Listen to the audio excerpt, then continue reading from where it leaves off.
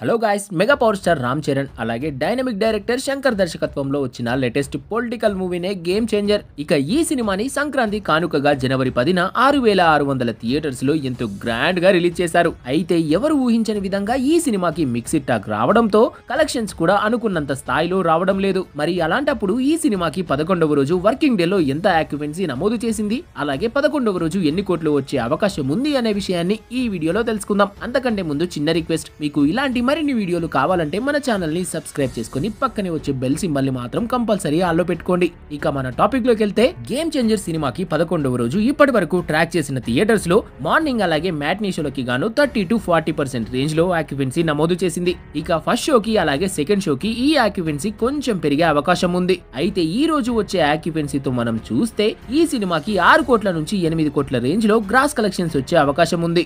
అలాగే ఫస్ట్ షోకి సెకండ్ షోకి ఆఫ్లైన్ లో టికెట్ సేల్స్ ఎక్కువగా జరిగితే ఈ కలెక్షన్స్ కొంచెం పెరిగే అవకాశం ఉంది. ఇక ఏది ఏమైనా కానీ ఈ సినిమా బ్రేక్ ఈవెన్ అవ్వాలంటే మాత్రం ఇంకా చాలా కష్టపడాల్సి ఉంటుంది. అయితే ఈ సినిమా బ్రేక్ ఈవెన్ అవుతుందా లేదా అనేది రానున్న రోజుల్లో చూడాలి. సో ఫ్రెండ్స్, ఈ సినిమా మీరు చూస్తే ఎలా ఉందో కామెంట్ చేయండి. ఎందుకంటే మీరు చెప్పే కామెంట్ తో కొంతమంది అయినా సినిమాకి వెళ్లే అవకాశం ఉంది. ఇక మర్చిపోకుండా ఛానల్ ని సబ్స్క్రైబ్ చేసుకుంటారని అనుకుంటున్నాను. Thanks for watching.